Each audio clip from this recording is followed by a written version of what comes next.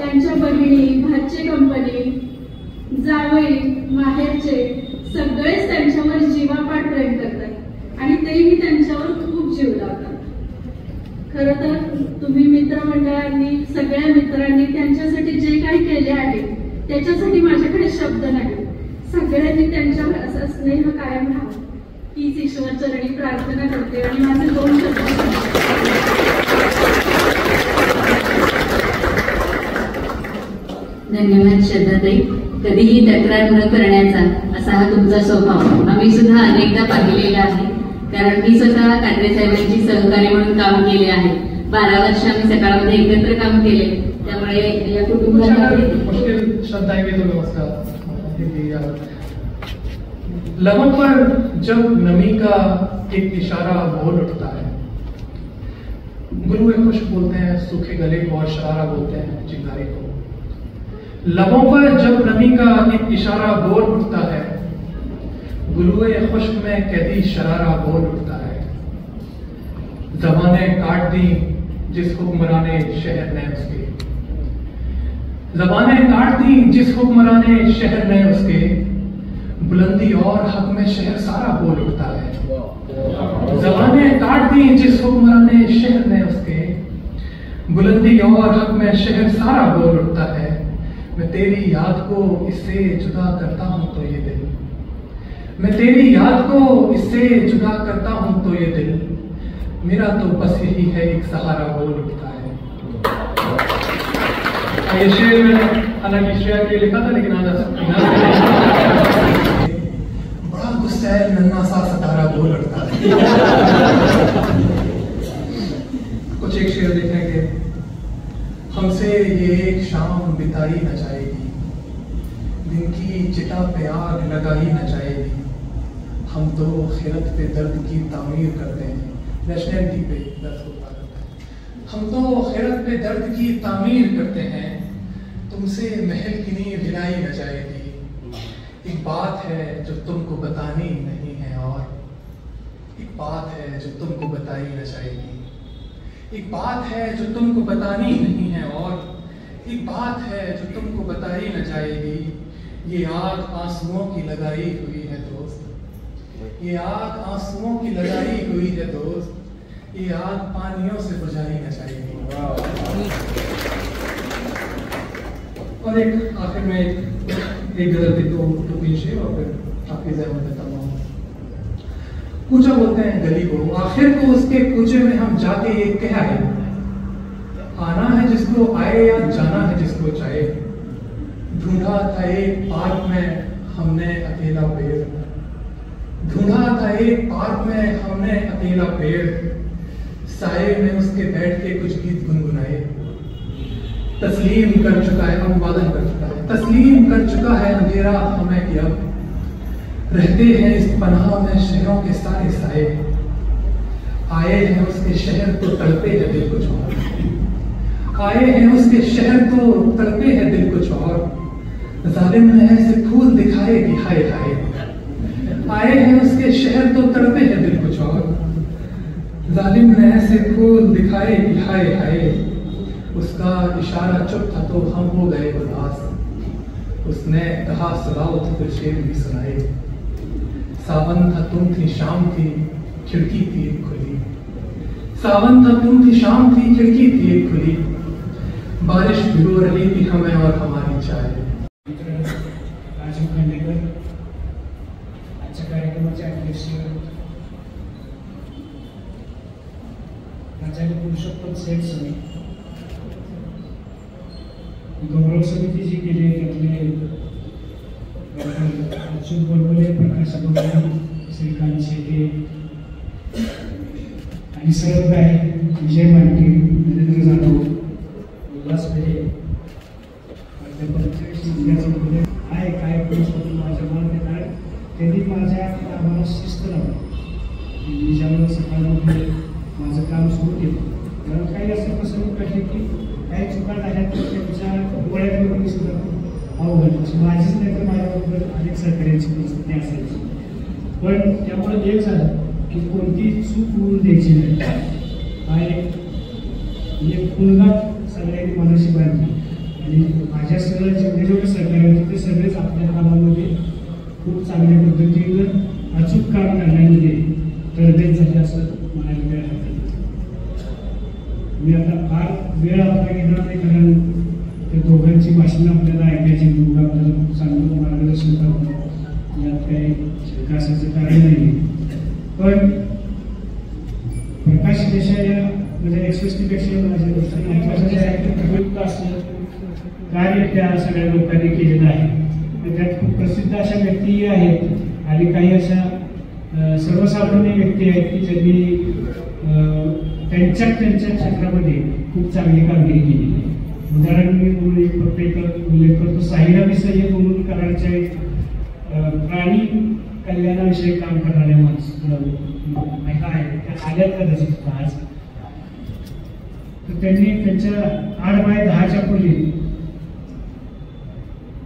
2 कुत्रे, 1 गाढव, 4-5 कोंबड्या, 5-6 शेळ्या असे वेगवेगळे प्राणी बांधून मी त्यांची मुलाखत घ्यायला जेव्हा गेलो त्यावेळेला हे सगळं चित्र मी बघितलं, मला खूप आश्चर्य वाटलं कसं काय असं करतात, ते का करतात। तर शहरामध्ये जखमी झालेले जेवढे प्राणी असतील ते त्यांच्या घरी आणून त्याचा सांभाळ करायचे, त्याचा उपचार करायचे आणि त्यांना त्या बरे झाल्यानंतर ते प्राणी मला त्यांच्या जगात त्यांना सोडून द्यायचे। हे काम आत्ता बोलतो इतकं सोपं वाटतं सगळ्यांना, पण ते खूप अवघड आहे तसं काम करणं। पण त्या सातत्यानं ते काम करत होते आणि त्यांना या प्राणी कल्याणाच्या कामासाठी जागाही पाहिजे होती त्या कराड शहराच्या परिसरात, पण ते शिक्षण झालेलं नाही त्यांना। आणि अशा प्रकारचे साधे काम करणारे एक रिक्षा चालकांविषयी मी लिहिलेले बबन नकोश म्हणून आपल्या सातारा रिक्षा चालक होते, किंवा एक नगरपालिकेमध्ये वाहन चालक होते मोहन मोरे म्हणून। अशी साधी माणसं पण त्यांनी आपल्या कामामध्ये खूप काही वेगळे पण केले अशा स्वरूपाच्या 55 व्यक्तींवर मी या पुस्तकामध्ये लिहिलेलं आहे. आणि त्यामध्ये मी प्रकाश देसाई या सदरातून 54 व्यक्तींवर लिहिलं. आणि माझे एक मित्र सुधीर माजगावकर,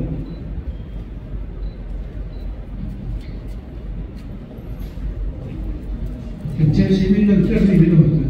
त्याचा समावेश या पुस्तकामध्ये केलेला आहे. पुस्तक म्हणजे हे लेख लिहिताना मला खूप अनेकांनी सहकार्य केले. त्यामध्ये माझे सकाळचे सर्व सहकारी त्यावेळेचे संजय शिंदे असतील, राजेश सोळसकर असतील पासून त्यावेळेचे सहकार्य होते, त्या सहकार्याने केलंच. पण त्याचबरोबर माझा जो मित्र बनवला होता, मगाशी डॉक्टरांनी उल्लेख केला की सकाळचं ऑफिस म्हणजे सगळ्या क्षेत्रातल्या लोकांचं असं ठिकाण होतं की सगळे एकमेकांची मिरवणूक असते. पण तिथं सकाळच्या ऑफिसमध्ये रात्री येऊन तिथं अर्धा कप चहा पिऊन पण रात्रभर तिथं रात्री 11-12 वाजले तरी सगळे गप्पा मारत बसलेले असायचे. असे जे सगळे होते, सुधीर धुमाळ, सुधीर माजगावकर, डॉक्टर गोडबोले असे अनेक जण आहेत. मी माझ्या पुस्तकात त्याचा उल्लेख केलेला आहे. या सगळ्यांनी मला ह्या माणसांच्या ज्या वेळेला मी मुलाखती घ्यायचो, आठवड्याला वर्तमानपत्रामध्ये एखादी गोष्ट सातत्याने करायची असेल तर ते खूप वेळ पाळून सगळ्या बाकीची गोष्टी सांभाळून करायचं असतं. तर सोमवारी हे माझं सदर प्रसिद्ध व्हायचं. गुरुवारपासून मी त्या माणसांच्या अपॉइंटमेंट घ्यायचो. माझ्याबरोबर कोणतरी हे मित्र यायचे. जिल्ह्यात कुठेही फिरायला गेले तरी कोणतरी बरोबर असावं लागतं या हेतून हे माझे मित्र माझ्या बरोबर यायचे, मला प्रोत्साहन द्यायचे, मुलाखत घ्या. आणि मग माझे सोमवारी ते अक्षर त्या प्रकाशाच्या सदरातून उमटायचे. त्या सगळ्यांचे मी या निमित्तानं ऋण व्यक्त करतो या ठिकाणी. आणि आज या समितीनं मला तर हा धक्का होता की अशा पद्धतीचा कार्यक्रम माझा व्हा. आज माझे पोस्टर तयार झाले आणि त्याच्यावर फोटो बघून मला असं वाटतं की मी पण एक कार्यक्रम झाले ते मला कसं तरी वाटतं की अशा पद्धतीनं ते बॅनरला गेले. पण ठीक आहे, म्हणजे हे माझ्यावरचं प्रेम व्यक्त झालेलं आहे, त्यामुळं ती बाजू पण खूप चांगली आहे. आणि माझ्या मुलींनी जावयांनी खरं तर हे 61चा कार्यक्रम ठरवला होता. त्यावेळेला 61 मध्ये आपली वगैरे असं काहीच मोठ्यात नव्हतं. पण त्यांनी ते ठरवलं, त्यांनी माझ्या मित्रांशी संपर्क साधला, त्यांनी ती समिती केली आणि या सगळ्या कार्यक्रमाची आखणी केली. तर या गौरव समितीचं आणि सर्व सातारकरांचं मी खूप ऋणातच राहणं पसंत करतो. कारण त्यांचे आभार मानणं किंवा त्यांना धन्यवाद म्हणणं हे काय बरोबर नाही. सगळेजण माझे मित्र आहेत आणि हे मैत्र कायम राहावं.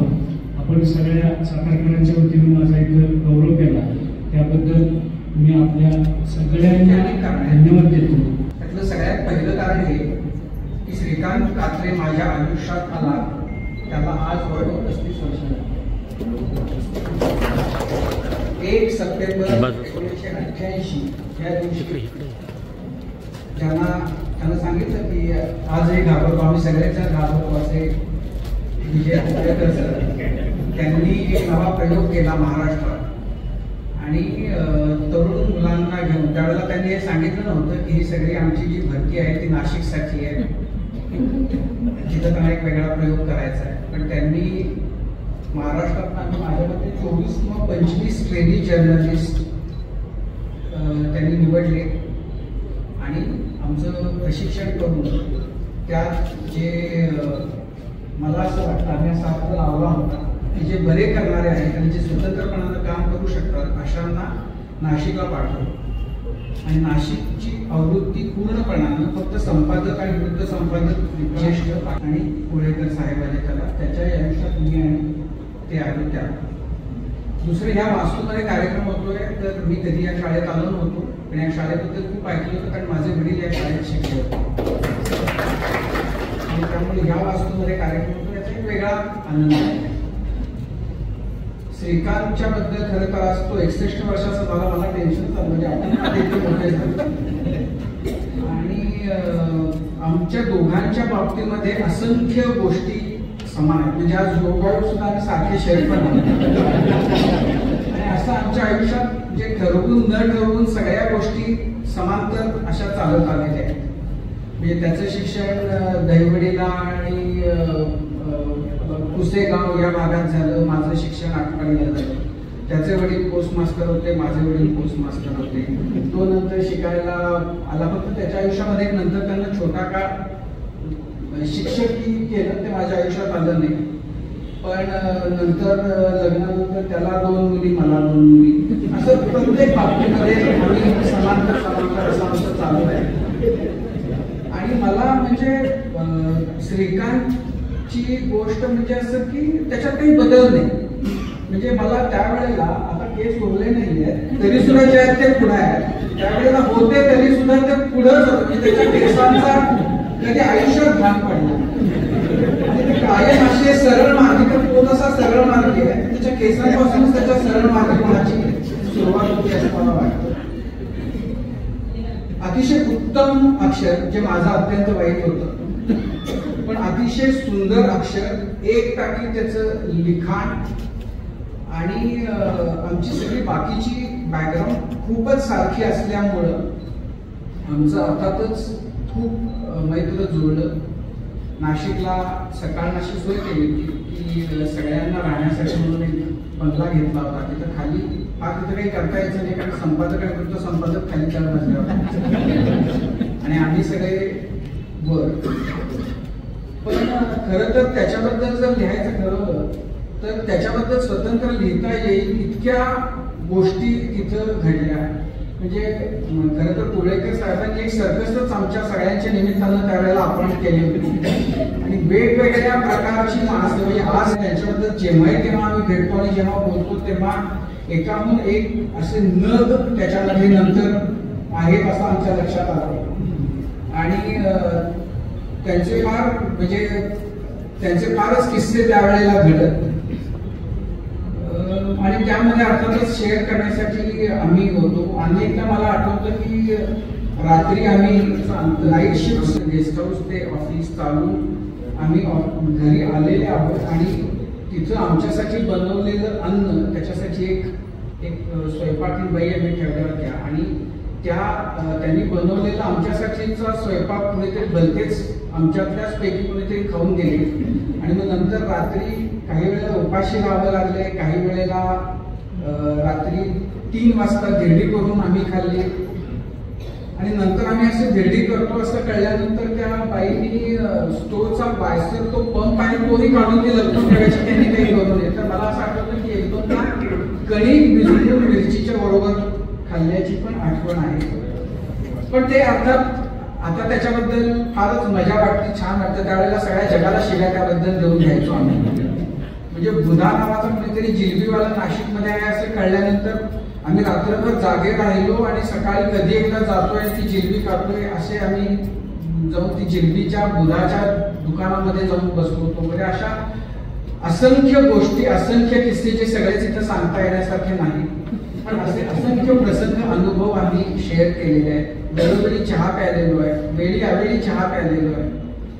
आणि त्याच्याबद्दल जेव्हा तो साताऱ्याला त्याला यायचं असं ठरलं तेव्हा अत्यंत मत्सरानं आणखी त्याच्याबद्दल इतकी जेलसी वाटली की आम्ही सगळे, आम्हाला तो बनवासच वाटायचा.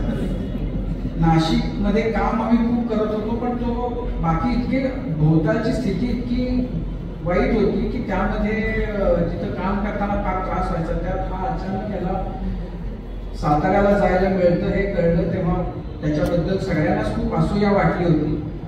पण त्याच्यामध्ये उत्तम पत्रकारितेचं, उत्तम रिपोर्टिंगचं स्किल होतं. नागपूर अधिवेशनामध्ये जेव्हा तो गेला होता आणि सकाळची ती पद्धत होती आणि त्याचं श्रेय अर्थातच कोळेकर साहेबांनी की खूप तरुण मुलांना, ट्रेनी मुलांना त्यांनी वेळोवेळी असं वेगवेगळे अनुभव घेण्यासाठी पाठवलं होतं. तसं श्रीकांत बऱ्याच ठिकाणी गेला होता, मला बऱ्याच ठिकाणी पाठवलेलं होतं आणि ज्याच्यातून नुसतं तुम्ही जाऊन फिरून येता त्याच्यावर तुमची दृष्टी कशी विशाल होती याचा आम्ही साक्षात्कार अनुभव तो घेतला होता. त्यामुळे श्रीकांत इथं आला आणि इथं आल्यानंतर थोड्याच दिवसात हे लक्षात आलं की जरी तो घरी गावी आपल्या जिल्ह्यात गेला असता तरी सुद्धा काम करणं काही तितकंसं सहज आणि सोपं नाहीये. आणि हे तर नंतर लक्षात आलं की मुंबई आणि पुण्यामध्ये बसून पत्रकारिता करणं ही फार सोपी गोष्ट आहे.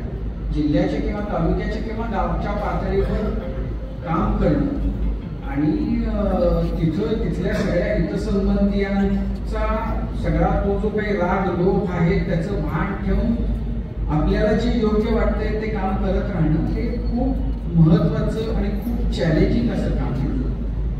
श्रीकांतनं ते अतिशय उत्तमपणानं त्यानं ते पार पाडलं आणि आज असा कार्यक्रम होतो आहे हे त्यांची निष्ठोर प्रांजळ तटस्थ पत्रकारिता केली, ज्याची आज खूप मोठी मानवा आपल्याला सगळ्यांनाच जाणवते. पण ते काम सतीचं बाण निभावून गेलं आणि म्हणजे खरं तर त्यांना आज असं लिहिलं तर इथं साताऱ्यामध्ये अनेक आता अशी कॅरेक्टर्स आहेत जी महाराष्ट्रभर गाजत आहेत.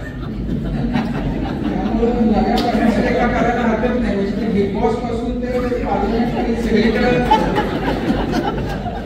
त्यामुळे त्याचा नव्या प्रकाश रेषा करायला हरकत नाही. पण या पुस्तकाच्या बद्दल म्हणजे मला जेव्हा ते मी वाचलं, कॉलम माझ्या वाचनात नव्हता आलेला, पण पुस्तक जेव्हा वाचलं तेव्हा मला हेच लक्षात आलं की त्याचा जो पॉझिटिव्ह अप्रोच आहे, पत्रकाराचं काम फक्त समाजामध्ये जे काही वाईट घडतंय त्याच्याच बद्दल ते चिवडत बसावं असं नसतं, तर जे काही चांगलं आहे ते समाजापुढे आणणं हे तितकंच किंवा ते जास्त महत्वाचं आहे. संचलपणानं प्रामाणिकपणानं काम करणारी जी मंडळी असतात त्यांचे कधीच ग्रुप्स होत नाहीत, बदमाशांच्या टोळ्या होतात, पण प्रामाणिकपणानं काम करणारे एकटेच असतात. ते एकटेपणानंच काम करत राहतात, कारण त्यांना काहीच नको असतं. त्यांना ना प्रसिद्धी हवी असती, ना त्याच्यातनं त्यांचा काही स्वार्थ साधायचा असतो. ते आपल्या मनाला ज्यातनं आनंद मिळतो, जे आपलं काम करणं कर्तव्य आहे असं मानतात, ते काम ते करत राहतात. आणि अशांना खरं तर माध्यमांनी सपोर्ट करायला पाहिजे, अशांच्या पाठीशी माध्यमांनी उभं राहायला पाहिजे. त्यांचं काम जर लोकांपुढे आणलं तर त्याच्यातून आणखी 4 जणांना प्रेरणा मिळू शकते. हे लक्षात घेऊन याचं भान ठेवून श्रीकांत हे जी सगळी ती 55 जी साताऱ्यातली नररत्न म्हणता येते त्यांच्याविषयी लिहिलं आणि म्हणजे खरोखर त्यातली काही प्रसिद्ध आहेत, काही अगदीच प्रसिद्ध आहेत, काही सातारकरांना माहिती असलेली असते, पण प्रत्येकाच्या मध्ये त्यांना जे काही सकारात्मक दिसतं ते त्यांनी मांडलं आणि त्याच्यातून त्याची जी समाजाकडे बघण्याची जी दृष्टी आहे ती त्याच्यातून अधोरेखित झाली असं मला वाटतं. त्यांना आता त्या कराडच्या साहिराबी सय्यदांचा उल्लेख केला, तर म्हणजे मला हे वाचल्यानंतर कळलं की अरे म्हणजे कराड सारख्या गावामध्ये अशी एक महिला आहे की जी म्हणजे कुटुंब मुस्लिम पण ह्या पूर्ण स्वतः शाकाहारी आणि जखमी झालेल्या आणि त्यांच्या घरामध्ये त्यांना लिहिले की एका वेळेला 25-30 शेळ्या आणि 12-15 मांजरं आणि अनेक गाढवं आणखी पक्षी आणि म्हणजे कावळे वगैरे त्यांच्या प्लेटमध्ये येऊन त्यांच्या बरोबर जेवतात वगैरे असं ते दृश्य माझ्या डोळ्यासमोर उभं राहिलं. आता असं आहे की अशी सायराबाईंना तर काही प्रसिद्धीसाठी ते हे करत नाहीये, त्यांना काही हे माहिती नाहीये की कधीतरी श्रीकांत काकडे किंवा कोणीतरी येईल आणि याच्याबद्दल लिहिल आणि त्याचं कौतुक होईल. त्यांना ज्याच्यातून आनंद मिळतोय असं काम त्या करत राहिल्या. श्रीकांतचं जे काम आहे, श्रीकांतनं जे केलं की त्यांना समाजाच्या समोर आणलं, त्यांचं नंतर काम खूप वाढलं, त्यांना केंद्रीय पातळीवरून त्यांना काही मदतही झाली. आता फक्त मला प्रश्न असा आहे की त्याच्यामध्ये असा उल्लेख आहे, आता हे पुस्तक काही 24 वर्षांपूर्वीच आहे म्हणून, की त्यांना या प्राण्यांसाठी हॉस्पिटल किंवा असं काहीतरी निवारा करण्यासाठी जागा हवी आहे, ती 15 एकर जागा. आता मला कुतूहल हे आहे की असं काम करणाऱ्या व्यक्तीच्या पाठीशी अंतिमतः आपली व्यवस्था उभी राहती का, उभी राहिली का? व्यवस्थामध्ये आपण दर घेताना प्रत्येक गोष्टीसाठी सरकारकडं पाहावं, सरकारच्या तोंडाकडे पाहावं असं, समाज म्हणून आपण अशांच्या पाठीशी उभं राहतो का? आणि जर उभे राहत नसू तर मग सगळंच कोण आहे. कारण आज 24 वर्ष झाली आणि जर सायराबाईंना आजही आता काय त्यांचं काम करतात का मला माहिती नाही आले काय.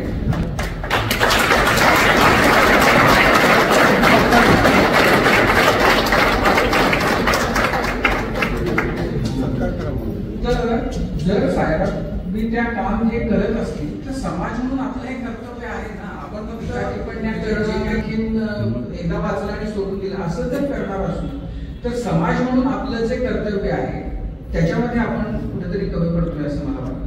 आणखीन बाकी बरीच मंडळी आहेत ज्यांच्या कामाबद्दल रिक्षा चालकांच्या ज्यांनी संघटना चालवली होती त्यांच्याबद्दलचा उल्लेख आहे. मला इतकं छान वाटलं की म्हणजे एखादा रिक्षा चालक जो अगदी सुरुवातीपासून या व्यवसायात येतो आणि नंतर बाकीच्यांना त्यांना असे संस्कार देतो आणि कदाचित ते आजही खरं असेल किंवा श्रीकांत त्यात असं म्हटलंय की त्यामुळे साताऱ्यामध्ये प्रवासी आणि रिक्षा चालक यांच्यामध्ये तंटेबखडे झाल्याचं फार बघायला मिळत नाही. अशी ही 24 वर्षांपूर्वीची स्थिती होती. आज काय आहे स्थिती मला माहिती नाही, पण ती जी स्थिती होती त्याचं कारण ती जी रिक्षा चालकांची जी संघटना चालवणारे होते ज्यांनी ती संघटना स्थापन केली होती. मला त्यात कौतुक आणि खूप आनंद किंवा अभिमान वाटला या गोष्टीचा की ही मंडळी साताऱ्यामध्ये राहून आसाममध्ये पूर आलाय तर त्यांच्यासाठी आपण निधी गोळा केला पाहिजे अशा विचारानं इथं काहीतरी करतात. तर ही जी सगळी अशी मंडळी बरेच म्हणजे अगदी छोट्या पातळीवर काम करणार असेल पण ह्यांचं हे काम बघून त्यातून आणखी 4 जणांना अशीच प्रेरणा मिळाली असेल, मिळू शकते. आणि त्यामुळं अशांना जेव्हा ते काम करत असतात त्यावेळेला त्यांच्यावर प्रकाशाचा एक किरण, प्रकाशाचा एक झोत पडणं फार आवश्यक असतं. ते काम श्रीकांतनं त्या काळामध्ये केलं होतं आणि ते फार मोलाचं होतं असं मला वाटतं. म्हणजे आज आपल्यापैकी कुणीही जेव्हा हे पुस्तक बघेल यामध्ये 55 जणांच्या बद्दल आहे. आता 24 वर्ष हा तसा मोठा काळ आहे त्यामुळे यातले प्रत्यक्षात किती जण हयात आहेत नाही मला कल्पना नाही, पण तरीही या पुस्तकाचं मोल कमी होत नाही. कारण या पुढच्या काळामध्ये कधी जेव्हा ज्याच्या हातात हे पुस्तक पडेल आणखी समजा 50 वर्षांनी जर कुणाच्या हातात पुस्तक पडेल तर त्याला सातारमध्ये त्या म्हणजे साधारण 2000 त्याच्या आधी एक 10-20 वर्ष सातारमध्ये काय प्रकारचं काम होत होतं. म्हणजे अगदी आपण समजा 100 वर्षांनी 2090 मध्ये जर समजा कोणी ह्या पुस्तकाकडे बघेल तर 100 वर्षांपूर्वी साताऱ्यामध्ये या पद्धतीच्या संस्था होत्या, या पद्धतीच्या संघटना होत्या, या प्रकारची लोक इथं काम करत होते. असा एक खूप महत्वाचा दस्तऐवज या निमित्तानं तयार झालेला आहे आणि त्याचं मोल जे आहे ते आज आपल्याला जे जाणवतं त्याच्यापेक्षा काही पटीने आहे. म्हणजे आज आपण 25 वर्षांनी जेव्हा या पुस्तकाकडे बघतो तेव्हा आपल्यालाच त्याचं मोल जाणवतं. आणखीन 25-50 वर्षांनी तर त्याचं मोल आणखीन काही पटीनं वाढलेला असेल. त्यामुळं असं पुस्तक होणं ही फार आवश्यक गोष्ट होती आणि मला असं नेहमी वाटत आलंय की आपल्याकडं खरं तर असं लिहिलं जात नाही. म्हणजे सेतू माधवराव पगडींनी एकदा असं सांगितलं होतं की आपल्याकडे दैनंदिनी लिहिण्याची पद्धत नाही. दैनंदिनी म्हणजे बऱ्याचदा असं होतं की माझं इतकं सर्वसामान्य आयुष्य आहे की त्याच्यामध्ये मी कशाला लिहिली पाहिजे आणि माझी दैनंदिनीचं काय होतं.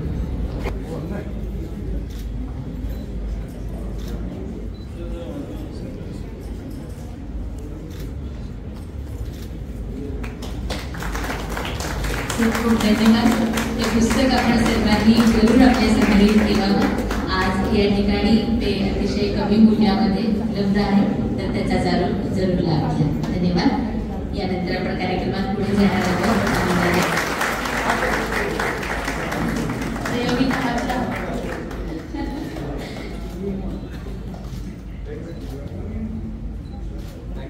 धन्यवाद. यानंतर कार्यक्रम मित्र राजीव खांडेकर आणि अर्थात त्यांच्याबरोबरच श्रीकांत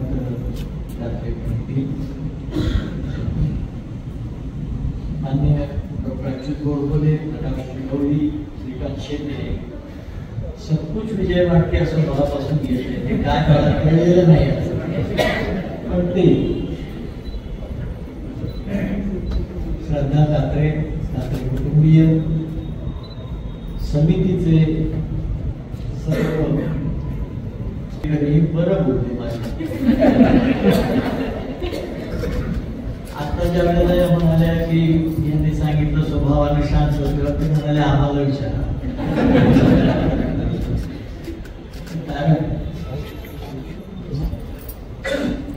या बॅच मधल्या एकाने एक दिवस माझ्याकडे एक जण आले, त्याचं नाव आता सांगत नाही, आणि तो म्हणाला तुम्ही किती छळणार आहात आम्हाला. मी म्हटलं चांगलं आम्ही त्यावेळेचे संबंध आणि त्यावेळेचं वागणं हे वेगळं असतं. त्याच्या मागचे उद्देश कित्येक वर्षांनी स्पष्ट होत जातात. ही सगळी माणसं नंतर आपापल्या कर्तृत्वानं मोठी झालेली आहे, तिथं आली म्हणून मोठी कोणी. आणि म्हणून अशा लोकांचं तरुणपण आपल्याला पाहता आलं याचा माझा आनंद फार आहे. कारण शेवटी सुंदरलालजी बहुगुणा आपण चिपको आंदोलनाचे आपल्याला माहिती आहे, माझे चांगले स्नेही होते, माझ्याकडे येऊन राहायचे. त्याने मला एकदा सांगितलं आणि मी त्यांना बाबा म्हणतो, बाबा तुम्ही इतके तरुण कसे? ते म्हणाले मी नेहमी तरुणांच्यात राहतो म्हणून मी तरुण आहे. कदाचित त्याचा मला उपयोग झाला असेल असं मी समजते. शेवटी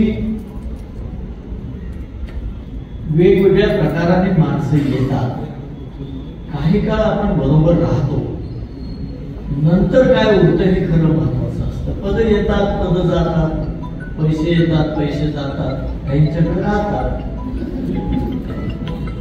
आणि उरतं एकच ते म्हणजे माणूस पडतो. आणि आपण जमवलेली माणसं, समर्थाने उगाच नाही सांगितलं राखावे बहुतांचे अंतरे मागे ते तदनंतर. हे भाग्य फार थोड्या लोकांना लाभतं. आणि पत्रकारितेत माणसं जमवणं, पदावर असताना माणसं जमवणं ही वेगळी गोष्ट आहे. पदावर असताना जमणारी माणसं ही स्वतंत्र गोष्ट आहे. पदावर नसताना जेव्हा तुमच्याकडे माणसं जमतात तेव्हा ती खरी कमाई आहे असं सांगतात. मला या कार्यक्रमाला येता आले याचा मला आनंद आहे, कारण आपले सहकारी खूप चांगलं करतात आणि त्याचा लोक गौरव करतात. हा एका अर्थी आपलाही गौरव असतो, आपल्याला त्याचा आनंद असतो. हा बाबुराव शिंदे असे उद्योग खूप करत असतो. काहीतरी असं निघालं की मला फोन करतो. आता कसा फोन केला त्यांनी, 1 तारखेला श्रीकांतचा सत्कार आणि पुस्तकाचं प्रकाशन आहे आणि तुम्ही येताय. अरे मला आता कळतंय असा कार्यक्रम हो, पण तुम्ही येताय.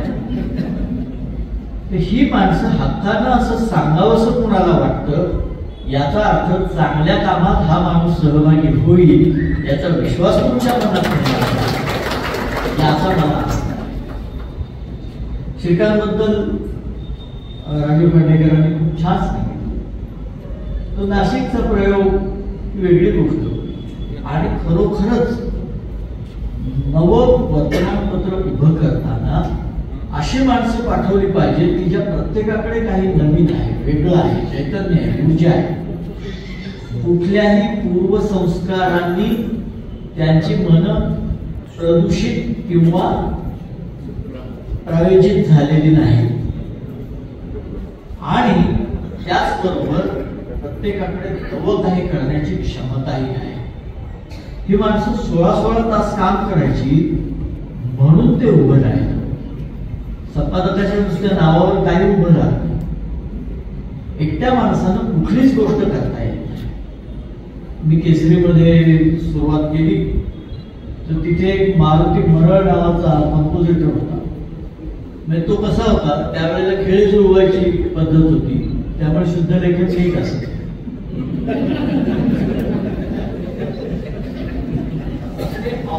आता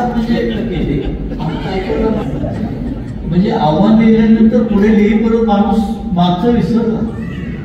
अरे तू लिहिताना विसरतोस तर लोकांनी का लक्षात ठेवा.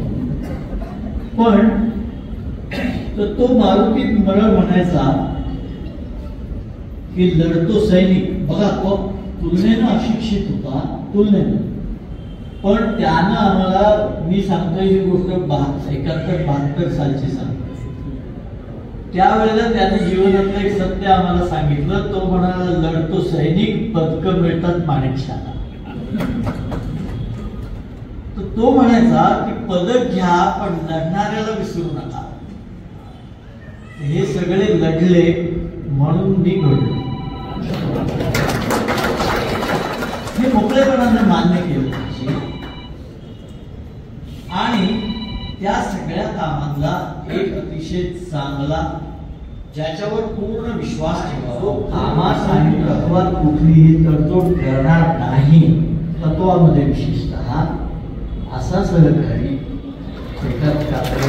म्हणून अशा माणसाची 61 त्या मनानं. त्यामुळे राजू मलाही फार आपलं वय झालं की काय असं एकदम वाटायला लागलं. पण 61 आणि एका पुस्तकाचं प्रकाशन, असा सुंदर योग ज्याही ज्याने जमवून आणला, मग ते कन्या जावळी असो, गवळी किंवा गोडबोले असो, अन्य मित्र असो, त्या सर्वांना मनापासून धन्यवाद. हे काम होणं फार आवश्यक असतं. याचं कारण अशा माणसाचा आपण सत्कार करतो तेव्हा तो चांगुलपणाचा सत्कार असतो आणि चांगुलपणाला आपण केलेली दाद आपण जर दिली नाही तर आपण वाईट गोष्टींना प्रोत्साहन देत असतो. हे आपण लक्षात घेतलं. शेवटी ज्याचा खांडेकरांनी उल्लेख केला की चांगल्याच्या पाठी आपण राहणार की नाही, हा खरा प्रश्न आहे. विधायक बातम्या, विधायक पत्रकारिता, मुंबईतल्या एका मोठ्या संपादकांनी जेव्हा मी विधायकतेचा आग्रह धरत होतो तेव्हा ते म्हणाले, पत्रकारिता ही मुळात नकारात्मक आहे, त्याच्यात विधायक फार पत्रकारिता असू शकत नाही. तेव्हा मी त्यांना म्हटलं की पत्रकारिता किंवा काय नकारात्मक नाही, माणसांची मन नकारात्मक किंवा सकारात्मक असतात. तुम्ही सकारात्मकतेने पाहिलं तर तुम्ही सकारात्मक पत्रकारिता करू शकता. त्यावेळेला मी तुम्हाला असंख्य उदाहरणं देईन की छोटं छोटं काम करणारी माणसं, खरं म्हणजे सगळा अंधार उजळण्याचं काम कोणी एक माणूस करत नसतो किंवा एक संस्था करत नसते. प्रत्येक ठिकाणी छोटं छोटं काम माणसं करत असतात आणि त्यातून हा समाज उभा राहत असतो, चालत असतो. त्याच्यापर्यंत आपण पोचलं पाहिजे आणि त्याला आपण दाद दिली पाहिजे. हे आम्ही अनेक प्रयोग केला होता. वर्षभर दररोज पहिल्या पानावर एक विधायक बातमी आहे, विधायक कामाची रोज बातमी. आणि हे देणं आवश्यक यासाठी होतं. त्यावेळेला वाद झाले पाहिजे, पहिल्या पानावरची जाहिरातीची जागा त्या तपशिलात मी काही जात नाही. पण साधं उदाहरण सांगतो. पहिली बातमी प्रसिद्ध झाली आणि सोलापूरच्या एका, तेव्हा तार होती टेलिग्राम, तेव्हा काही बाकीची साधनं नव्हती, त्यामुळे लोक एकमेकाला लिहित असत. तर त्यांनी तार केली. ही बातमी वाचून जगण्यासारखं काहीतरी आहे अशी उमेद वाढली. धन्यवाद. जेव्हा प्रकाश रेषा श्रीकांत कात्रे लिहितात त्यावेळेला एका व्यक्तीबद्दलची ती माहिती असतेच, पण तसं काम करणाऱ्या असंख्य लोकांना ऊर्जा देणारंही ते असतं आणि तसं काम करू इच्छिणाऱ्यांना प्रेरणा देणारंही ते असतं. आणि म्हणून अशा 55 व्यक्ती लिहायच्या ही तशी सोपी गोष्ट नाही. त्यासाठी मुळात तुमचा चांगुलपणावर विश्वास पाहिजे. माणसं चांगलं काम करतात तिथपर्यंत आपण गेलं पाहिजे. यातल्या काही प्रसिद्ध व्यक्ती आहेत. आता वेगळी गोष्ट आहे, आता माणसं येऊन सांगतात मी चांगलं काम करतो, माझ्या बातमी. आणि काही वेळेला मी काम बघायला गेलो तर काम पाठीच असते, असंही असतं. मी तुम्हाला अशा खूप गोष्टी सांगितल्या. एक फार मोठे ग्रस्त होते, त्यांचं नाव सांगत नाही, खांडेकरांना वगैरे नंतर खाजगीत सांगितलं. एक कार्यक्रम होता आणि ते आले. ते म्हणाले मी आलो आहे. मला काय कळलं नाही. बरं मी आलोय म्हणाले, आवर्जून आलोय. बरं. ते म्हटले तुम्ही जर माझा उल्लेख केला नाही तर लोक तुम्हाला नाव ठेवतील,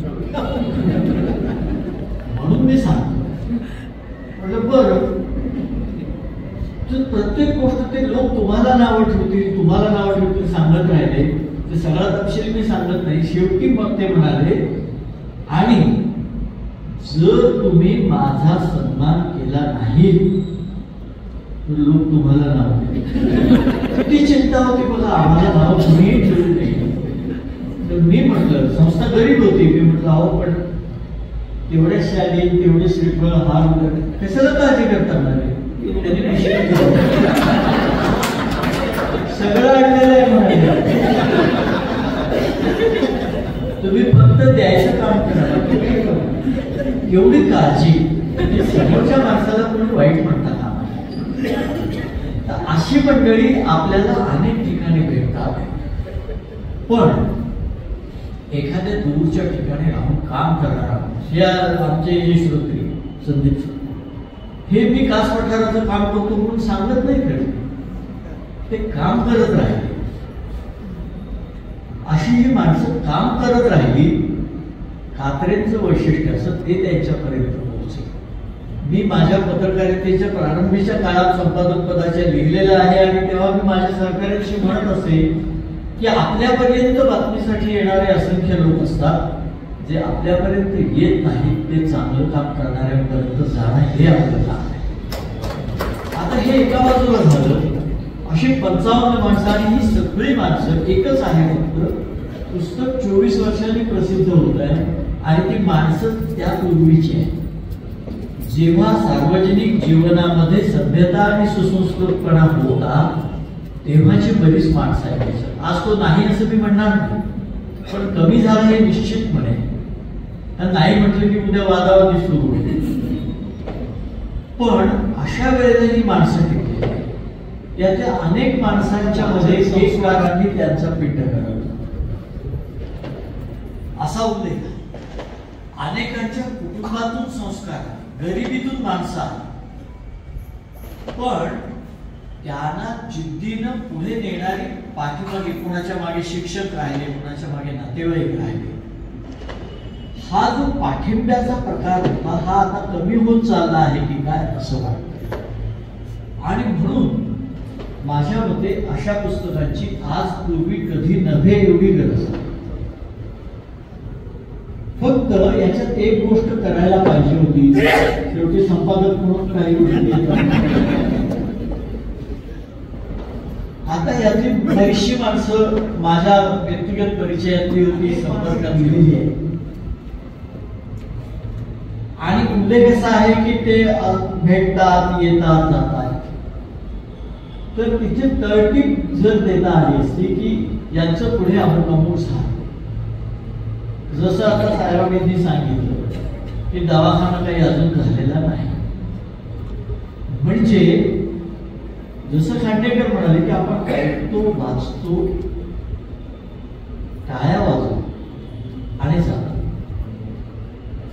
सावरकरांचं जे शेवटचं भाषण झालं स्वातंत्र्यवीर सावरकरांचं, त्यावेळेला ते म्हणाले, प्रचंड गर्दी होती, ते म्हणाले की एवढी गर्दी करता माझी भाषणं ऐकताय की वर्ष मी बोलतो आहे, माझी भाषणं ऐकून या टेकड्यांना पाझर फुटला असेल पण तुमच्या मनात बदल होत नाही. हे वास्तव आपण स्वीकारलं पाहिजे आणि त्यातून कृतिशील झालं पाहिजे. प्रत्येकानं महात्मा गांधी होण्याची गरज होणारही नाही, पण आपल्यातली विधायकता जाणून या प्रत्येक माणसासाठी आपण काय करू शकतो एवढं जरी केलं.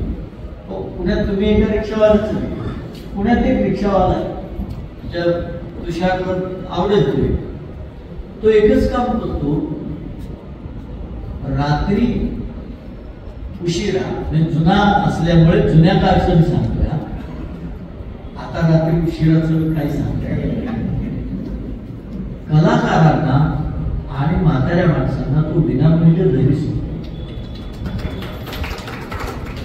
कोकणातल्या राजापूरमध्ये एक नगराध्यक्ष होता, तो साधं काम करायचा, बाकी त्याला भाषण करत नसे, काही करत नसे. कोणाचंही निधन झाल्यानंतर अंत्यविधीसाठी लागणारी सर्व मदत तो करायचा, आणि तो नगराध्यक्ष झाल्यावर नव्हे आधीपासूनही करायचा. आणि त्याच्यामध्ये सर्व प्रकारची मदत असायची. काम साधं आहे. केसरीच्या कोपऱ्यावरती पूर्वी एक संस्था होती, ती संध्याकाळी 7ला उघडायची. एक कंदील लावलेला असायचा तिथे. त्यावेळी दिव्यांचं एवढं नव्हतं आणि म्हातारी 2 माणसं बसलेली असायची. ती एकच काम करायची. ही मी सांगतोय 74-75 सालची गोष्ट आहे, विचार करा. आणि सकाळी 6ला ते दुकान ते फुकट बंद व्हायचं. अंत्यविधीसाठी लागणारी सर्व मदत करणारी ती होती. आता ही सामान्य माणसाच्या मनातली जी विधायकता आहे ना, ही प्रचंड मोठी आहे आणि तिला सलाम केला पाहिजे. ते काम पत्रकारांनी करावं असं मला वाटतं. ते काहीतरी केलं म्हणून त्यांना. आता ही पुस्तकं, हे पुस्तक झालं, त्यांनी 2 माणसांचा, शिरीष चिटणीसांचा उल्लेख केलाय. त्यांना आवर्जून धन्यवाद दिले पाहिजे की त्यांच्यामुळे हे पुस्तक प्रसिद्ध झालं असं त्यांनी म्हटलंय. आणि आता मी ऐकलं संदेश शहा, तर या माणसांनाही मनापासून धन्यवाद दिले पाहिजे. ही पुस्तकं 25 वर्ष असो, 50 वर्ष असो, कुठलीही सुरुवात याच्यात फक्त सामाजिक काम करणारे नाही. पालेकरांच्या बेकरीचा आणि त्याच्या सगळ्या वाटचालीचा उल्लेख आहे. तर किती छान वाटतं साताऱ्या सारख्या ठिकाणी अशा प्रकारचा एक व्यवसाय सुरू होतो आणि लोक पाव बिस्किट खात नव्हते त्या काळात सुरू होतो आणि नंतर आपल्या कौशल्यानं अशा प्रकारचं उत्पादन होतं की ते घेण्यासाठी लोक रांगा लागले. हा फरक आहे. हा समाज जीवनातला फरक आहे. उद्यमशीलतेचा परिणाम आहे आणि त्याचबरोबर गुणवत्तापूर्ण सेवेचाही हा परिणाम आहे. तेव्हा अशा प्रकारची हे टिपणं हे महत्वाचं आहे. यातले जे राजकारणातली मंडळी आहेत त्यातले कुणीही सत्तेचा उपयोग स्वतःसाठी केलेला नाही, समाजासाठी केला असे उल्लेख आहे. त्या सगळ्यांची नावं मी घेत नाही, मी वाचलंय पुस्तक. पण हे सगळं करणं आणि वर्तमानपत्रांनी, माध्यमांनी चांगल्या गोष्टींना महत्व दिलं पाहिजे. वाईट घडतं ते सांगितलं पाहिजे का? सांगितलं पाहिजे. पण चांगलं घडतं तेही दाखवलं पाहिजे. तेही आपलं काम आहे. आणि ते जर आपण केलं नाही तर वाईटाला अवाजवी महत्व आपण देतो. पण आता मग समाजाचा कुठे संबंध येतो? मी एका वाहिनीचा 2 वर्ष संपादक होतो. आता मी काय त्या माध्यमातला नाही, पण तरी मी झालो. कसं झालं, काय झालं, अपघातानं झालं, सोडून दे. त्यावेळेला मी एक सदर सुरू केलं, सुखवार्ता नावाचं सदर. कल्पना हीच होती की इतकं वाईट दाखवलं आणि लिहिलं बोललं जात असतं. बरं, एक हल्ली बरं झालेलं आहे की वाहिनीच्या बातम्या तुम्ही सकाळी बघितलं तरी चालतात, संध्याकाळी बघितलं तरी चालतात, कारण तेच परत सांगतात. आणि ब्रेकिंग न्यूज म्हणजे काय मला कळतच त्या तपशिलात पण म्हणून मी सदर सुरू केलं सुखवार्ता. तर या सदराला सगळ्यात पहिली दाद लता मंगेशकर दिली होती. त्यांनी फोन करून सांगितलं, फार सुंदर केलंस वगैरे. मग सचिन तेंडुलकर आणि अशी मोठी माणसं आल्यावर राजकारणात येतात. खूप स्तरातून दाद आली, पण पुरेसा प्रतिसाद नसल्यामुळे तो कार्यक्रम बंद करावा. पुरेसा प्रतिसाद का नाही त्याचं एक उदाहरण सांगतो 1 मिनिटात. एका ठिकाणी मी गेलो, म्हटलं असं असं सुरू केले. हो का? किती वाजता? रात्री 10 वाजता. झोपण्याची वेळ असते. किती वाजता चालेल? 9:30 बरं होईल. मी 9:30 केली वेळ. म्हटलं समाजाचा आग्रह आहे. परत त्या संस्थेत गेलो. बघता नाही म्हटलं केली तुमच्या म्हणण्याप्रमाणे 9:30ची वेळ. जेवणाची वेळ असते. असं करत करत मग 9, 8:30 अशा सगळ्या वेळा केल्या राजू. पण प्रतिसाद मिळाला नाही. हे मी यासाठी सांगतो की बघणारे कोण आहे?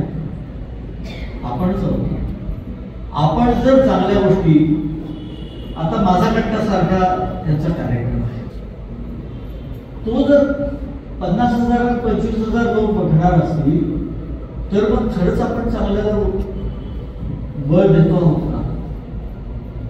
जे जे चांगलं आहे ते लाखो लोकांनी पाहिलं तरच चांगलं वाढणार आहे. नाहीतर तुम्ही चांगलं काही नाही म्हणून नावं ठेवणार आणि वाईट पाहत राहणार आणि त्यामुळे वाईट वाढणार. ही आपल्याला सुद्धा आपली जबाबदारी पार पाडण्याची सवय लागली पाहिजे, तरच हे घडेल, अन्यथा हे घडणार. हे मी यासाठी सांगितलं की अशा पुस्तकांना मिळणारा प्रतिसाद सुद्धा आपल्या या वृत्तीवरच अवलंबून आहे आणि तो चांगल्याचा प्रसार होण्यासाठी आवश्यक आहे तसा तो व्हावा आणि या पुस्तकाच्या आवृत्त्या निघाव्यात. राहिलेली पुस्तकं लवकर प्रकाशित व्हावी. खांडेकरही येतील, मीही येईल बोलून. पण हे लेखन समाजापुढे जास्तीत जास्त कसं जाईल याचा प्रयत्न आपल्याला काय करता येईल. आता माध्यम, युट्यूब सारखं माध्यम आहे, सुदैवानं आता कोणाच्या कोणी प्रसिद्ध करतो का याच्यावर अवलंबून राहण्याची गरज राहिलेली नाही. तशा या कथा सांगता येतील का असाही विचार करायला हरकत नाही. तर श्रीकांत कात्रेबद्दल झालं, पण मी तुम्हाला एक वाक्य सांगतो. बाकी मी यांनी सांगितले प्रसंग वगैरे सगळे ठीक आहे, हे मी वाक्य मुद्दाम सगळ्या ठिकाणी सांगतो. आपण नेहमी काय वाक्य ऐकत आलो, प्रत्येक यशस्वी पुरुषामागे एक स्त्री असते. हे अर्धवाक्य. पूर्ण वाक्य मी पु ल देशपांड्यांच्या घरी बघितलं. ते असं एका साखळीला लावून असं गोल करून टाकलेलं होतं. ते वाक्य असं, the behind every successful man there is a woman always telling him that he is wrong.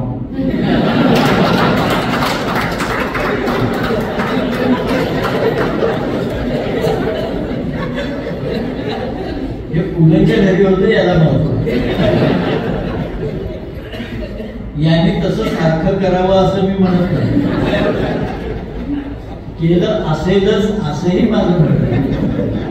पण जेव्हा वर्तमानपत्रात अतिशय गांभीर्यानं, प्रामाणिकपणानं, निष्ठेनं काम करणारा माणूस काम करत असतो, तेव्हा कुटुंबियांनी जर सांभाळलं नाही तर तो उत्तम काम करू शकत नाही. म्हणून कुटुंबियांना धन्यवाद दिले पाहिजे.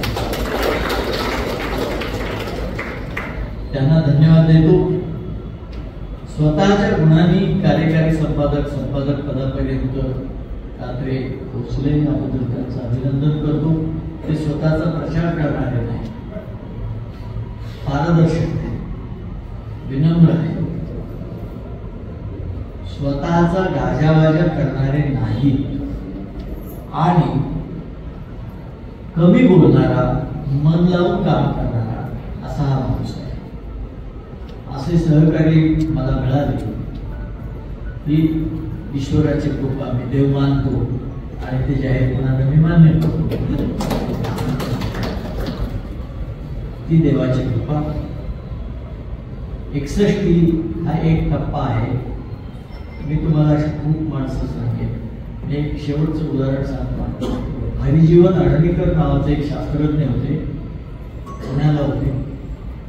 हे आण्विक रसायनशास्त्र यातले जगातले एक मोठे शास्त्रज्ञ होते.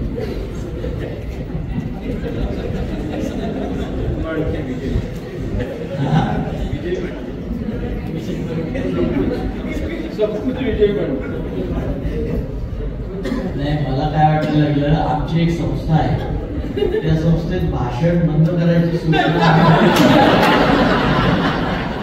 आम्ही काय करतो, फक्त फुल देतो. मला वाटलं हे भरपूरच फुलं द्यायला लागले. तर ते हरिजीवन अडणीकर 94-95 आण्विक रसायनशास्त्र म्हणजे ज्याला मराठीत आपण ॲटॉमिक केमिस्ट्री म्हणतो ते.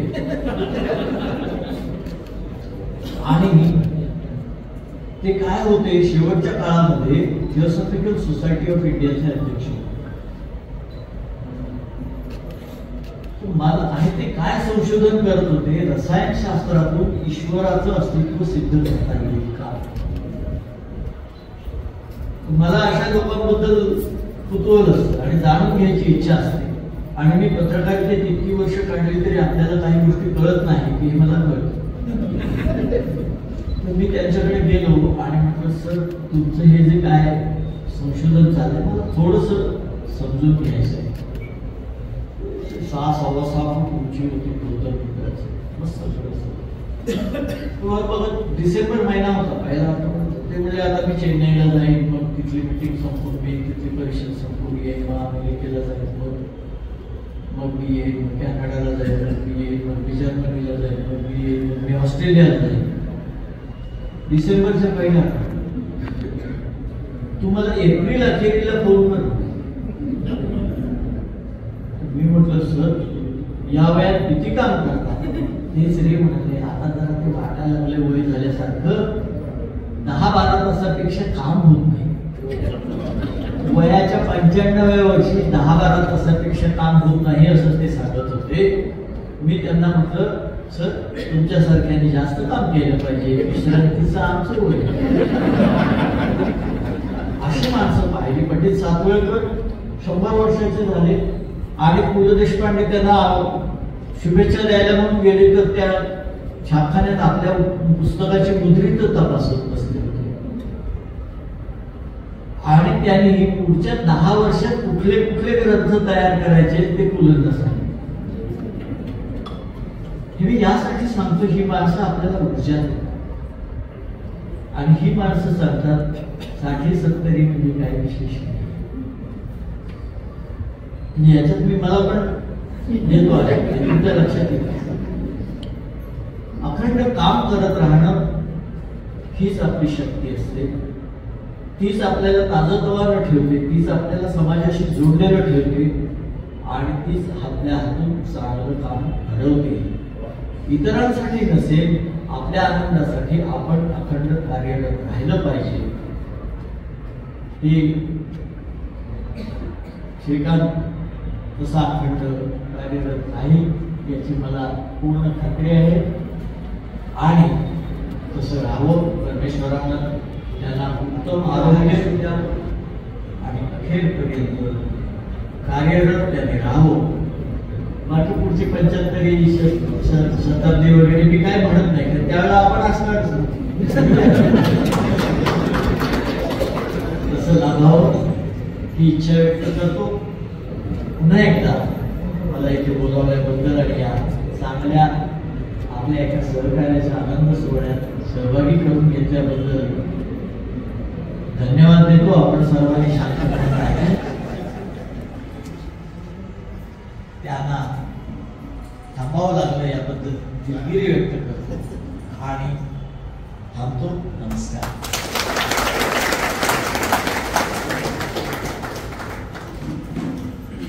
धन्यवाद कुवळेकर साहेब. सरांनी आजवर पाहिलेली ऐकलेली गीतं आपल्याला अशी वेगवेगळी माणसं मंचावर भेटली आहेत, तर एकदा या सगळ्यांसाठी जोरदार टाळ्या व्हायला पाहिजे. अनेक तऱ्हेचे सामाजिक प्रश्न प्रत्येकाच्या मनात खदखदत असतात. अशा वेळेस अंधारातून उजेडाकडे नेणाऱ्या काही व्यक्तिचित्रण करणं हे काम महत्वाचं होतं. ते श्रीकांत कात्रे की तुम्ही अंधाराला काय भेटताय, अंधारावर मात करणारी माणसं सातारा शहरात आहेत, सातारा जिल्ह्यात आहेत. हा आपला आत्मविश्वास वाढवतो. आणि श्रीकांत कात्रेचं एक वैशिष्ट्य आहे, इथं माझ्या समोर बसलेल्या प्रेक्षकात अनेकांना मी नावाने ओळखतो. अनेक जण वेगवेगळ्या क्षेत्रात काम करतात. वेगवेगळ्या क्षेत्रात काम करणारी माणसं कात्रे तुम्हाला शुभेच्छा देण्यासाठी आली ही तुमची सर्वात मोठी पुण्य आहे की जे वेगवेगळ्या क्षेत्रात काम करतात ती माणसं उत्स्फूर्तपणे येणं आणि त्यांनी तुम्हाला शुभेच्छा देणं ही तुमच्या पत्रकारितेची खरी पुण्य आहे आणि तुमची पत्रकारिता सफल झालेली आहे. श्रीकांत कात्रेचा आणखीन एक मी उल्लेख करेन. ते सकाळमध्ये असताना मी जात असे आणि प्रभातच्या पायऱ्या चढून जातो. श्रीकांत कात्रेने विधायक तर चांगुलपणावर विश्वास वाढेल अशा बातम्यांना अधिक महत्व, कोणालाही ब्लॅकमेल केलं नाही किंवा ब्लॅकमेल करून आपली पत्रकारिता सिद्ध करण्याचा प्रयत्न केला नाही. सातारा जिल्ह्यात जे जे चांगलं असेल ते त्यांनी उजेडात आणले आणि म्हणून श्रीकांत कात्रेने प्रकाश धुतले. याबरोबर एका गोष्टीचा मला उल्लेख केला पाहिजे की श्रीकांत कात्रेंना मी त्यांच्यापेक्षा 25 वर्षांनी मोठा आहे म्हणून पहिल्या प्रथम सातारा शहरातील आणि सातारा जिल्ह्यातील ज्येष्ठ नागरिकांच्या वतीने हात उंचावून आशीर्वाद देतो. हे असं कारण आहे की आमचा एक ज्येष्ठ नागरिक संघाचा समारंभ हा क्रांती स्मृतीमध्ये झाला आणि ऑक्टोबर ही सगळे घामाने डबडबलेले ज्येष्ठ कात्रेने पाहिले. श्रीकांत कात्रे, सुधीर माजगावकर, किरण माने आणि श्री चित्तीस त्यांना लक्षात आलं की या ज्येष्ठांना स्वतःचं घर नाही. या आमची घरं होती पण एकत्र यायला घर नव्हतं आणि या चौघांनी छत्रपती उदयनराजे भोसले यांच्याकडे नगरपालिका असल्यामुळे त्यांना गळ घातली की तुम्ही ज्येष्ठ नागरिक भवन उभं करा. श्रीकांत कात्रे सर्वांनी पाठपुरावा केल्यामुळे प्रतापसिंह गार्डन मध्ये आज ज्येष्ठांची वास्तू उभी आहे आणि सातारा शहरातल्या ज्येष्ठांना एकत्र यायला, आनंद यात्री बनायला श्रीकांत कात्रे यांनी मोठी मदत केली. हे अनेकांनाही माहित नाही. आणि दुसरं ज्येष्ठ नागरिक आणि महाराष्ट्रातलं पहिलं आद्य ज्येष्ठ नागरिक भवन सातारा नगरपालिकेच्या माध्यमातून उभं करण्यामध्ये श्रीकांत कात्रे यांचा मोठा वाटा आहे. ज्येष्ठ नागरिक ही संज्ञा आदरार्थी आणण्यामध्ये काही पत्रकारांचा महत्वाचा वाटा आहे. त्यात श्रीकांत कात्रे, एरवी थेरणा ही सगळी विशेष आम्हाला पाठ होती पण त्या थेरड्याला ज्येष्ठ नागरिक म्हणून सातारा शहरात प्रतिष्ठा मिळवून देण्यासाठी श्रीकांत कात्रेंनी आमच्या बातम्या प्रसिद्ध करणं आणि त्याबरोबर आपली लेखणी त्यासाठी राबवली. सातारा ज्येष्ठ नागरिक संघाला महाराष्ट्रातना 4 वेळा उत्कृष्ट संघ म्हणून पुरस्कार मिळाला. याचं मोठं श्रेय काम करणाऱ्या डॉक्टर बाळासाहेब माजगावकरांपासून राजाभाऊ शहाणेपर्यंत माझ्या सर्व सहकार्यांना त्यांनी प्रसिद्धीच्या झोतात आणलं आणि आमची अनेक कामं होऊ शकली. त्याबरोबर शेवटचं जे सांगेन की श्रीकांत कात्रेंनी आपल्या आयुष्यात आपल्या संसाराकडे तर लक्ष किती दिलं मला माहित नाही. मी शाहूपुरीत जायचो तेव्हा कात्रेच्या घरी जाऊन विचारतो, कात्रे हे ग्रस्त कुठं राहतात? की कात्रेला शाहूपुरीत ओळखण्याचा एकही माणूस नाही. आणि हा जो जिव्हाळा आहे, हा जो लोकसंग्रह आहे, तो इथे बसलेल्या लोकांवरून लक्षात येतो की या अनेक क्षेत्रात काम करणारी साताऱ्यातली माणसं आज तुम्हाला शुभेच्छा देण्यासाठी गोळा झाली. हीच खरी तुमची कमाई आहे. तुम्ही किती इमले बांधली, किती बंगले बांधली, किती हे केलं याला महत्व नाही की एवढे ज्येष्ठ अनेक सार्वजनिक कार्यक्रम इथे आले, या सर्वांचं कौतुक केलं पाहिजे की ज्यांनी हा कार्यक्रम आयोजित केला त्यांना प्रसिद्धीच्या मागे नसलेल्या श्रीकांत कात्रेंचा 61चा कार्यक्रम, पुस्तक प्रकाशनाचा कार्यक्रम करण्याची सद्सद्विवेक बुद्धी झाली आणि दत्तप्रसाद दाभोळकरांना डेंगू झाला म्हणून ते आले नाही, पण तो डेंगू माझ्या वाटणीला म्हणून कारण मी 2 दिवसापूर्वीच त्यांना भेटून आलो होतो आणि त्यांना 2 तास गप्पा मारून आलो होतो. त्यामुळे श्रीकांत कात्रेंचं मी कौतुक करेन. मी ते पुस्तकाचे नावं वाचली, त्यातली माझं मालिका म्हणून मी पुस्तक काढलं होतं, त्यात अनेक व्यक्ती त्या पुस्तकात पण माझ्या आहेत आणि या व्यक्ती जे आहेत ती सातारकरांच्या मान उंचावणाऱ्या आणि या मान उंचावणाऱ्या व्यक्तींची दिव्यत्वाची जे प्रचिती तेथे कर माझे जोडती.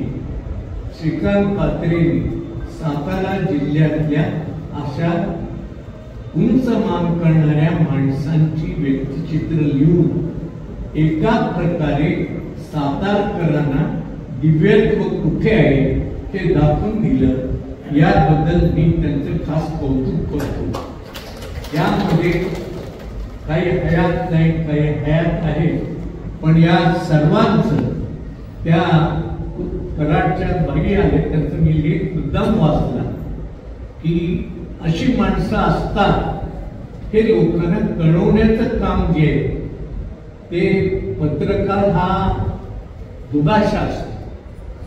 2 व्यक्तींमधला संवाद त्याला घडवता येतो आणि जेव्हा जेव्हा त्यांना मी भेटायला जायचो तेव्हा मी जास्त बोलायचो, कात्रे शांतपणे ऐकून घे. पत्रकाराचे सर्वात मोठे वैशिष्ट्य आहे की इतरांचं म्हणणं ऐकून घेणं. तो माणूस रागात येतो, कधी आनंदात येतो, कधी आपल्या कामाची प्रशंसा व्हावी अशी त्याची इच्छा असते.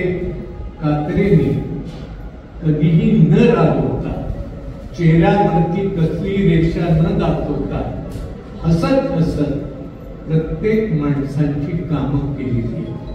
अनेक सार्वजनिक संस्थांना त्यांनी न्याय मिळवून दिलेला आहे. अशा व्यक्तीच्या सत्काराची मला अध्यक्ष म्हणून संधी दिली. मी इथं आल्यावर मला कळलं की माझ्यावर ही जबाबदारी टाकण्यात आलेली आहे. पण कात्रे मी येणारच होतो कार्यक्रमाला आणि विजय कुवळेकर, राजीव खांडेकर, विजय कुवळेकरांशी माझा कित्येक वर्षाचा संबंध आहे. असा अत्यंत सखोल विचाराचा व्यासंगी पत्रकार तुम्हाला शुभेच्छा द्यायला आला. सकाळमध्ये जी अनेक माणसं घडवली त्यामध्ये विजय कुवळेकरचा मोठा वाटा आहे. मला तुम्हाला अभिमानाने सांगायचं आहे, तुम्ही माझ्याबरोबर विद्यार्थी दशेपासून आहात, पण तुम्ही माझ्यापेक्षा चांगलं गुरुत्व प्रस्थापित केलं आणि तुमच्या गुरुत्वामुळे किंवा तुमच्या मार्गदर्शनामुळे अनेक पत्रकार घडले.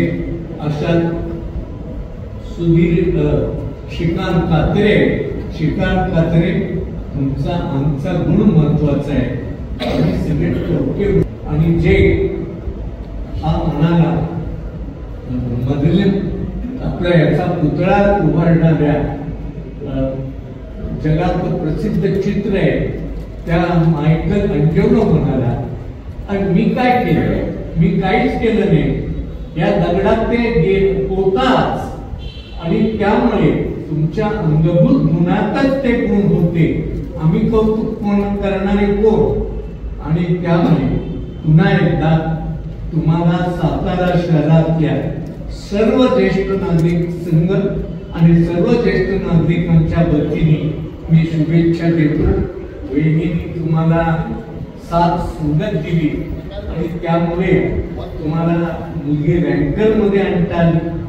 त्यांची मुली 12वीत 10वीत रँकर होती आणि हे सगळं श्रेय वैदिक आहे. आणि अशीच तुमची विधायक वृत्ती कायम राहो आणि आमच्यासारखे म्हातारे कधी प्रभातच्या पायऱ्या चढून आल्या तर सकाळ सारखं तुम्ही आमचं स्वागत करणार याबद्दल मला खात्री आहे. एवढंच म्हणून मी सांगतो.